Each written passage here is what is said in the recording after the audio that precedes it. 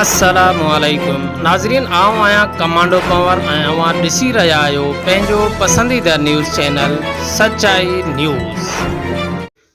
नाज़रीन, खानपुर महर मां सचाई न्यूज़ जे नुमाइंदे मंठार जने जी रिपोर्ट अवां सां शेयर कंदा हलूं त खानपुर महर में डिप्टी कमिश्नर घोटकी मोहम्मद उस्मान अब्दुल्ला पारां